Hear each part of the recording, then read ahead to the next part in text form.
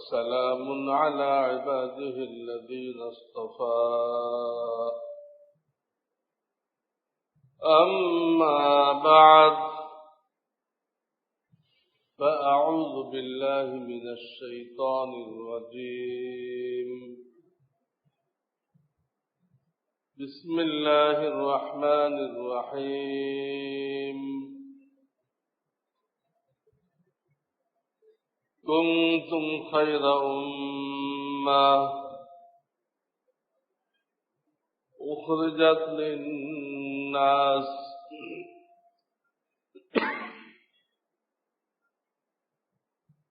تأمرون بالمعروف وتنهون عن المنكر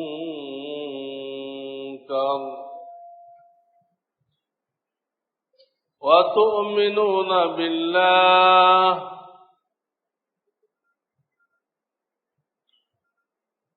وقال النبي صلى الله عليه وسلم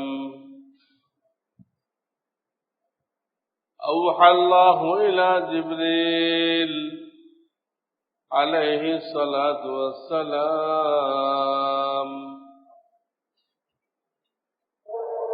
أن اقلب مدينة كذا وكذا بأهلها قال أي رب إن فيهم عبدك فلانا لم يعصك طرفة عين قال أقلبها عليه وعليهم فإن وجهه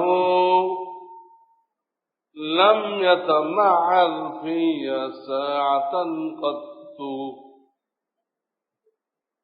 أو كما قال رسول الله صلى الله عليه وسلم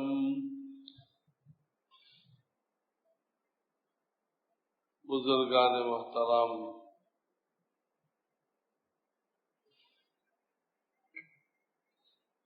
গত জুমাতেও বলেছিলাম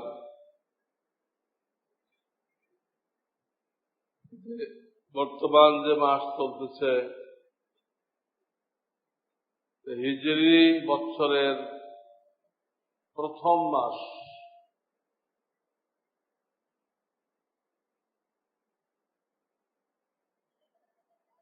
হাদিস দেখলে বোঝা যায়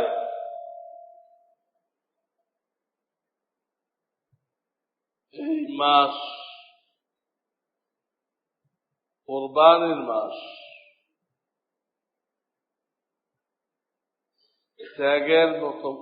ত্যাগের মাস। আমাদেরকে আল্লাহ রাব্বুল আলামিন যে জান মাল দান করেছেন, এটা দেনেওয়ালাকে, যিনি এগুলো দাতা, তাকে বুঝায় দেওয়ার মাস। জান আল্লাহর দেওয়া, এটা সাধারণত কেউ মতবিরোধ করে না, সবাই একমত আল্লাহ দিয়েছে। এমনকি হিন্দুরা কত দেবতা আবিষ্কার করছে, অমুক দেবতা বিদ্যা দেয়, বুদ্ধি দেয়, ধন দৌলত দেয়, শক্তি দেয়, কিন্তু কোন দেবতার নামে এটা বলে নাই তারা। জান দেয়, মানুষ সৃষ্টি করে, এই দাবি করতে শোনা যায়নি।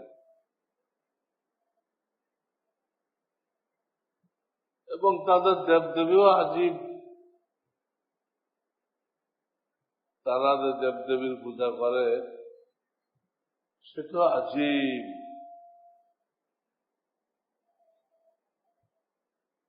কারণ এরা যে পূজার যোগ্য হয়ে থাকে তারা সৃষ্টি করবে,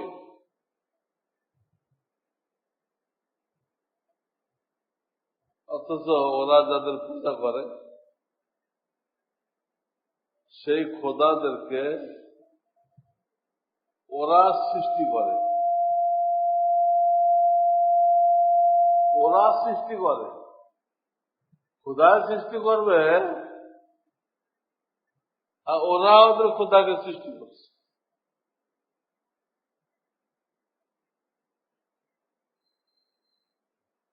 সেই খোদা সম্পর্কে কোরআনে আল্লাহ তাআলা বলেছেন 17 পারার শেষ পৃষ্ঠায়,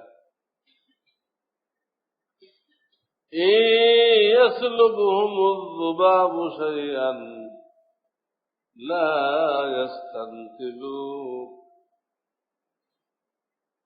ইয়াস্তানকিযুহু মিনহু শাইআ। তারা এমন দুর্বল খোদা তৈরি করছে যে খোদার সামনে তারা যে দুধ কলা আর বিভিন্ন মিষ্টি মিঠাই পেশ করে, কোন মশা মাছি এখান থেকে কিছু অংশ নিয়ে গেলে ওদের সেই খোদা ওটা রক্ষা করার উপরে কোনো ক্ষমতা রাখে না।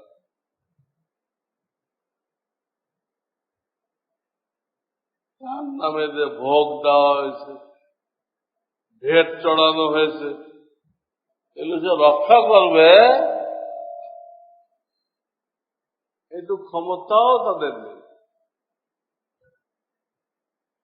তাহলে মানব জাতিকে সে বিপদ আপদে কি রক্ষা করবে? এই একটা পয়েন্ট যদি হিন্দু ভাইরা গবেষণা করত, চিন্তা করত, তাহলে সে বুঝত যে আমি কত নির্বোধের মতো কাজ করছি, কত নির্বোধ আমি।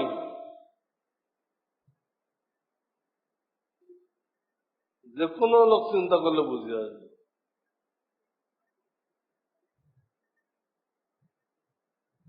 ইদানিং একটা কথা শোনা যেতেছে, আমি এখনো পর্যন্ত এটার অর্থ বুঝতে সক্ষম হইনি। বাংলায় পত্র পত্রিকা বাংলায় আসতেছে, কিন্তু অর্থ কি এটা আমি এখনো বুঝতে পারিনি। লেখা আসতেছে ধর্ম যার যার, উৎসব সবার। এর প্রত্যেকটা শব্দের অর্থ আমি জানি। ধর্ম মানে কি, সবার মানে কি, যার যার মানে কি, কিন্তু সামগ্রিকভাবে কি অর্থ দাঁড়ায় এটা আমি এখনো ঠিক করতে পারিনি। ধর্ম যার যার, উৎসব সবার, কি মিন করে? একটা অর্থ এই হইতে পারে যে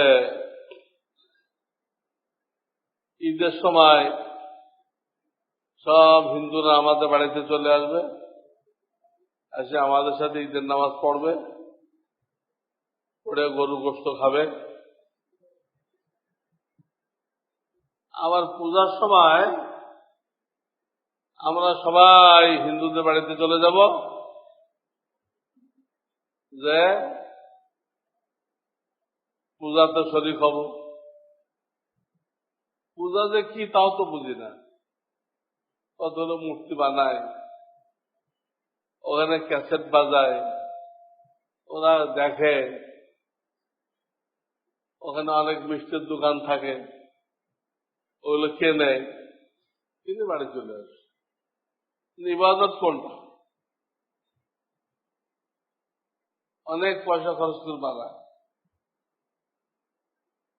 বানায় কেউ রুকু করে না, সিজদাও করে না, ক্যাসেট বাজায়। হ্যাঁ, গান হয়। আর এবারে দেবতার নির্মাণটা কেমন হলো এটা নিয়ে আলোচনা হয়। পরে কিছু মিষ্টি মিঠাই কেনাকাটা করে চলে আসে। এর মধ্যে ইবাদত কোনটা?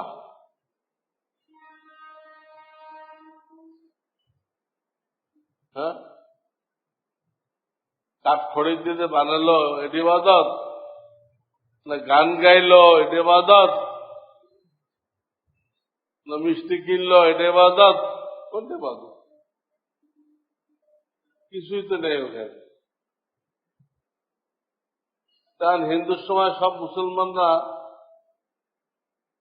পূজার সময় হিন্দুদের বাড়িতে চলে যাবে, তো ওদের সাথে পূজা যোগ দিবে।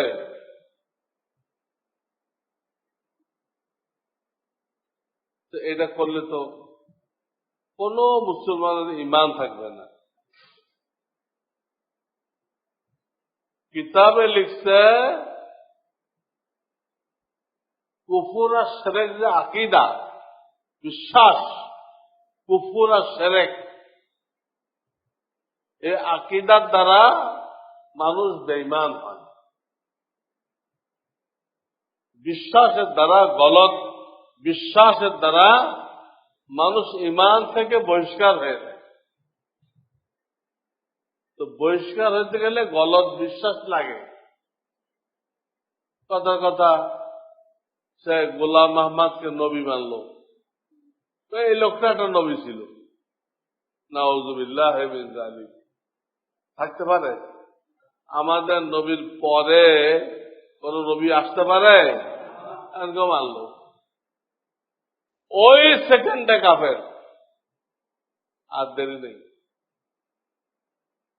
ওই সেকেন্ডে কাফের। নবী আলাইহিস সালাম নূরের তৈরি ছিল, এই বিশ্বাস রাখলো। কোরআনে বলা হয়েছে বারবার যে তিনি মাটির তৈরি মানুষ ছিলেন, বাপমা থেকে হয়েছেন, খানা পিনা না করলে চলতে পারতেন না, বাথরুমে না গেলে চলতে পারতেন না, ওনার বাচ্চা কাচ্চা ছিল, বিবি ছিল। কোরআন বলতেছে তিনি মানুষ ছিলেন, মাটির তৈরি মানুষ ছিলেন। কোরআনের কথাটাকে উল্টাই দিলে না, এতে বেয়াদবি হয়। উনি নূরের তৈরি ছিলেন। নূরের তৈরি হলে, নূর হলে আলো। এটা সেই তায়েফের ময়দানে রক্তাক্ত কেমনে হবে? নূর কি রক্তাক্ত হইতে পারে? উহুদের ময়দানে কেন রক্তাক্ত হলো? রাত ভেঙে গেল। নূর কি ভাঙা যায়? এই ধরনের আকীদা বিশ্বাসের দ্বারা একটা মানুষ মুমিন থেকে কাফের হয়ে যায়। এবং আমাদের জামানা সম্পর্কে, আমরা এখন যে জামানায় আছি, অতিক্রম করছি, এই জামানা সম্পর্কিত নবীজি সাংঘাতিক কথা বলেছেন। ইউসবিহুর রাজুলু মুমিনা অয়ুমসি কাফেরা। মানুষ সকালে মুমিন থাকবে, ওই দিন বিকালে কাফের হয়ে যাবে। আবার কতক লোক বিকালে মুমিন থাকবে, তারপর দিন সকালে বেঈমান হয়ে যাবে। এত দ্রুত মানুষ ঈমান হারা হয়ে যাবে। পরশু খবর আসলো, লালমনিরহাট জেলা আদিতমারি থানা,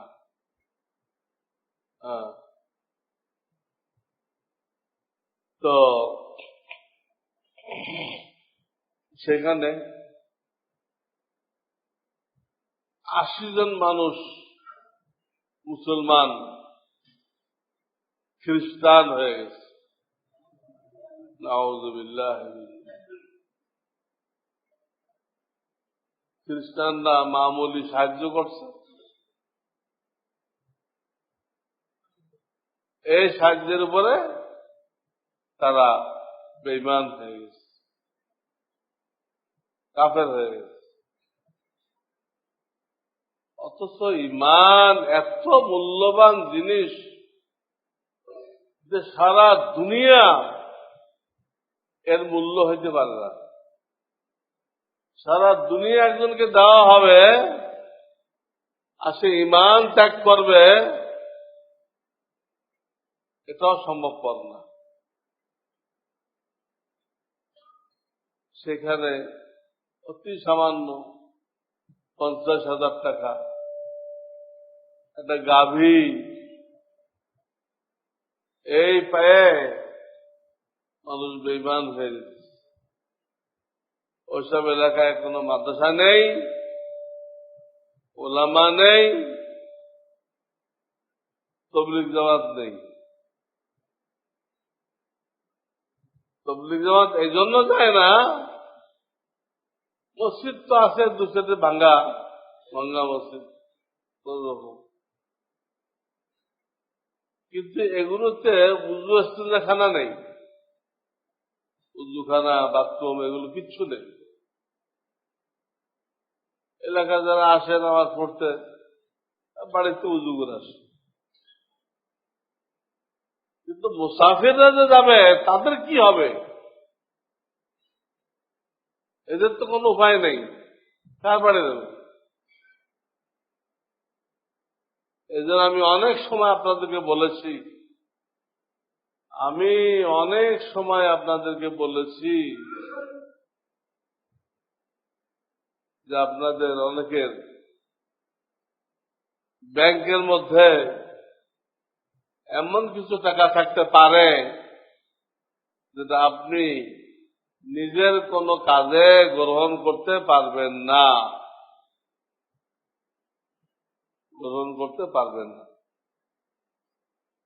কঠিন গুনাহ।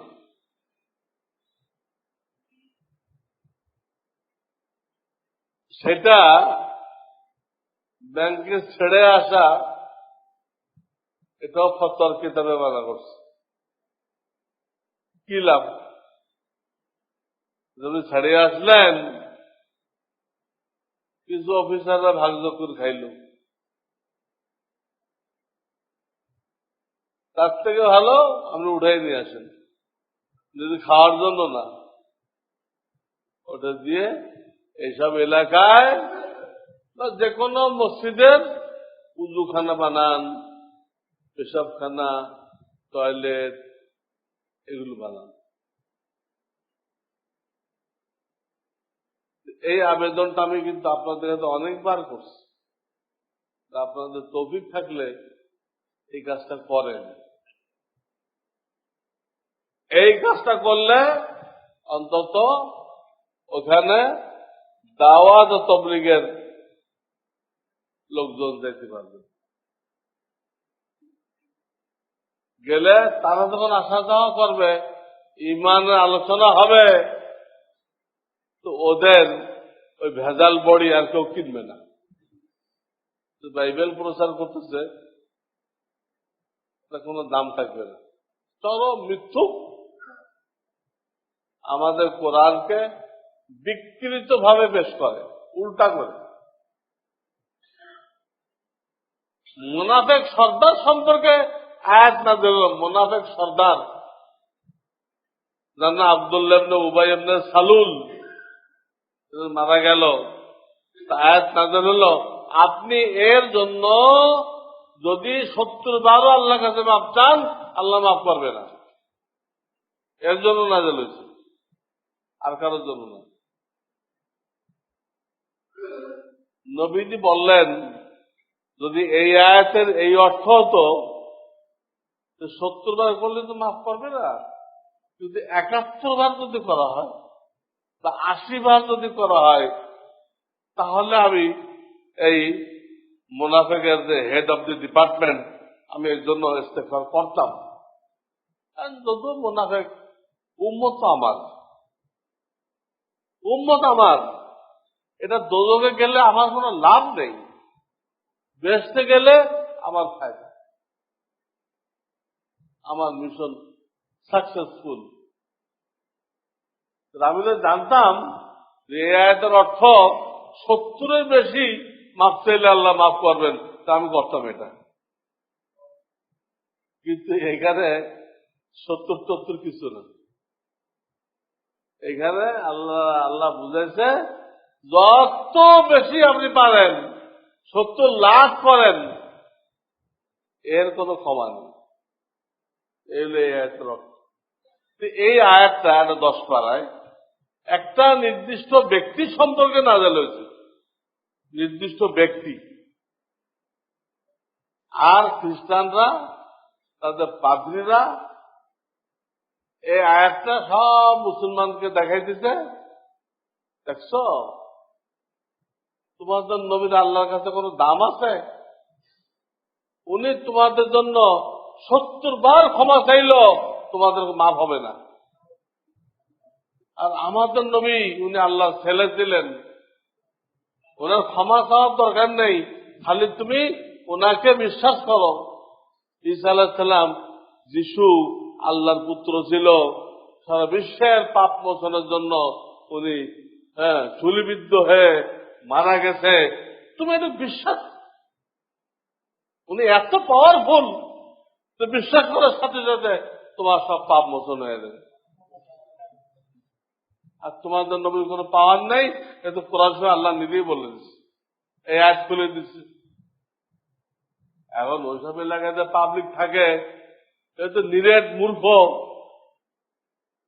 বাংলায় তো দেখা হয় এই টাইপের কিছু লেখা আছে, তো বাংলা দেখায় 70 বার মাফ চাইলে মাফ হবে না, লেখা আছে।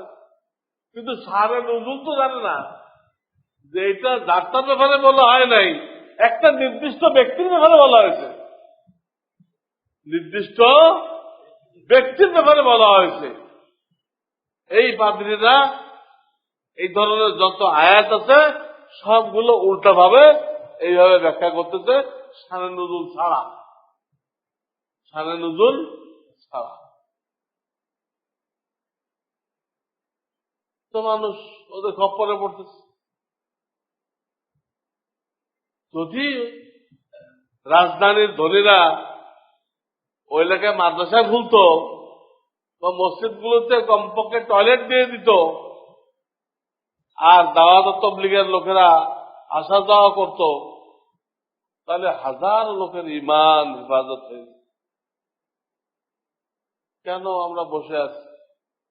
আমরা কি কারুনের চিন্তাধারা ছিল টাকা জমা করো, জমা করো, জমা করো। আজকে অনেক লোকের নেশা হয়ে গেছে, টাকা জমা করো, জমা করো, জমা করে। কিন্তু এটা ভোগ করা তাদের ভাগ্যে জোটে না।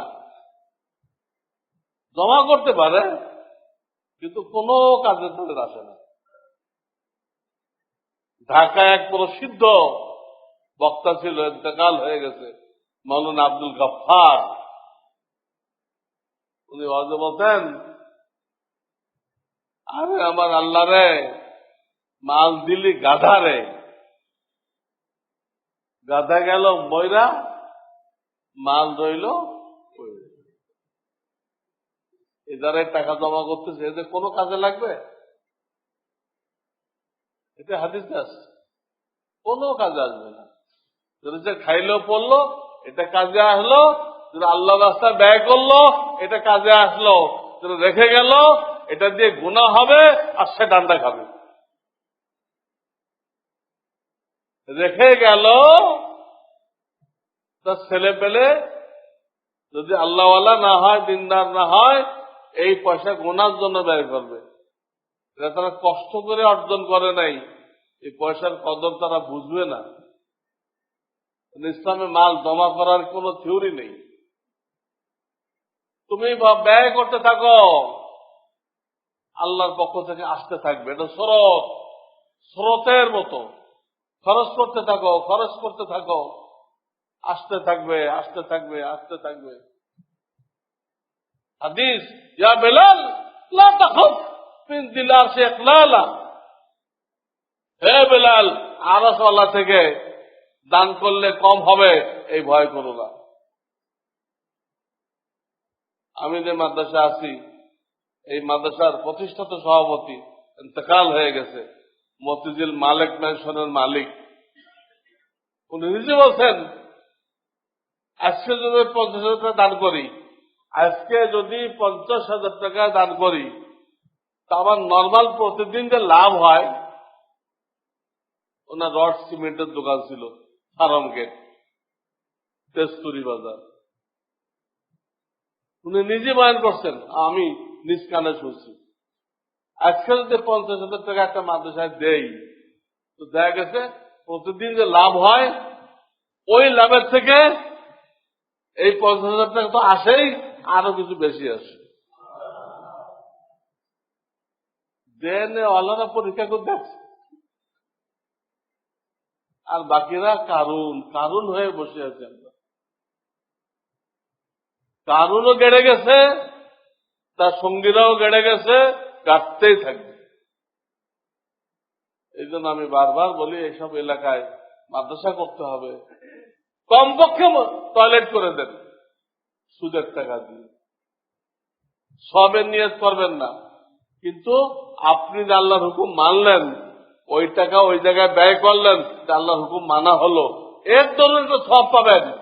তো হয়তোবা দান করলে যে সব পাইতেন তাতে বেশিও হইতে পারে। দান করলে যে সব পাইতেন ওতে বেশিও হইতে পারে, শুধু আপনাকে নিয়ত করতে মানা করা হয়েছে। বেঈমান হয়ে গেছে। আমি তো কথাটা বোঝাইতেছিলাম যে বেঈমান তো হয় এই ধরনের বিশ্বাসের কারণে, বেঈমান হয় কুফরি শিরকি বিশ্বাসের কারণে। তবে কিতাবে লিখছে যে কিছু কাজের দ্বারাও বেঈমান হয়, তাহলে বিশ্বাস লাগবে না, বিশ্বাস লাগবে না, কুফরি বিশ্বাস লাগবে না, কুফরি আকীদা লাগবে না, কাজের দ্বারাও বেঈমান হয়। তার উদাহরণ দিচ্ছে এই বিধর্মীদের যে ধর্মীয় পূজা পাঠ আছে এটাতে অংশগ্রহণ করা, এখানে কোন আকীদা দরকার নেই। আপনি ওখানে গেলেন, তামাশাই দেখতে গেলেন, প্রমাণ যে ওটাও একটা কিছু জিনিস, এ তো আপনার ভাগ্য ফিরতে পারে। নাউযুবিল্লাহ, এখানে কোনো বিশ্বাস লাগবে না, ওই যাওয়াটাই বেঈমানি, তার ঈমান নষ্ট হয়ে যাবে। তাহলে এই কথার অর্থ এখন করেন, ধর্ম যার যার, উৎসব সবার। দেখি কুফরি কথা না, এই কথাটা কুফরি কথা কিনা? অথচ আমাদের নেতারা সবাই একযোগে এই কথাটা বলতেছেন। এটা বলতে দেয় তাদের ঈমান আছে কিনা, তা কোন আলেমকে জিজ্ঞাসা করতেছেন না। যে কথাটা প্রচার করলাম, দেখতে তো খুব সুন্দর, শুনতেও মধুর, কিন্তু আমি তো করলাম আমারও ঈমান গেল, আর পাবলিক অনেক মূর্খ, বোঝে না, তারা ওই বিষ খাইলো, বিষ খেয়ে তাদের ইমান গেল। এই ধরনের কথা বলা উচিত না। আপনাদের উচিত এই ধরনের কথা শুনলে ওলামায়ে কেরামকে জিজ্ঞেস করা, হুজুর এই কথাটা কি সহি? অনেক ইংরেজি শিক্ষিত লোক, আমি বললে আপনি কি করেন, কি কাজ করেন, নামাজ টামাজ পড়েন কিনা? না না না, আমি মানব ধর্ম পালন করি, মানব সেবা হলো মূল ইবাদত। তা তো ঠিক আছে, মূল ইবাদত করেন, কিন্তু ইমান ছাড়া আপনি মানব সেবা করলেন তো কোনো কাজে আসবে না। আপনি নাম লেখান আল্লাহর খাতায়, তাহলে আমি আপনাকে মান্যওয়ালা, তারপর মানব সেবা করেন, ওটা ওয়েট আসবে। আপনি তো নামই লেখান নেই মজদুরের কাতারে, মুসলমানের কাতারে, আপনি মানব সেবা বড় ধর্ম। হ্যাঁ, বড় শিক্ষিত লোক আমাকে এই ধরনের জবাব দিছে, মানব সেবা হলো বড় ধর্ম। এটা একটা কুফরি কথা, এটা একটা সেরেকি কথা, ইমান চলে। তো বলতেছিলাম এই মাস কুরবানির মাস, এই মাস ত্যাগের মাস। দুনিয়া তো ভোগের জন্য না। ইমাম হুসাইন রহমতুল্লাহ আলাই, ইমাম হুসাইন রাদিয়াল্লাহু তাআলা আনহু, উনি কত সম্মানের সাথে ছিলেন, কত ইজ্জতের সাথে ছিলেন, কিন্তু এজিদের কাজকর্ম যখন ইসলামের বাইরে চলে গেল, আর কুফার লোকেরা ওনাকে দাওয়াত দিল, আপনি আসেন, আপনাকে নিয়ে আমরা এগুলোর মোকাবেলা করব। উনি রওনা হয়ে গেলেন, সমস্ত আরামায়েশ বাদ দিয়ে, সবকিছু বাদ দিয়ে, কুরবানি করে, কোনো কিছুর অভাব আল্লাহ ওনার রাখে নাই, রসুলের কলিজার টুকরা, রওনা হয়ে গেলেন। পথে খবর পাইলেন উনি হালাত পর্যবেক্ষণ করার জন্য যে আকিলকে পাঠাইছে, আকিলকে কুফাবাসী শহীদ করে দিচ্ছে। এজিদ তার গভর্নরকে দিয়ে এমন লোভ দেখাইছে আর এমন ভয় দেখাইছে, সব ঘুরে গেছে। সেখান থেকে হাজার হাজার চিঠি আসছিল ইমাম হুসাইনের নামে। এজিদের গভর্নর ঘোষণা করছে, তোমরা এজিদের দলে থাকলে ধনভাণ্ডার খুলে দেওয়া হলো, যার যা লাগে নিয়ে দাও। আর যদি এজিদের দলে না থাকো, এই তলোয়ার দেখে রাখো, কারোর গর্দান থাকবে না, এজিদ কাউকে ছাড়বে না।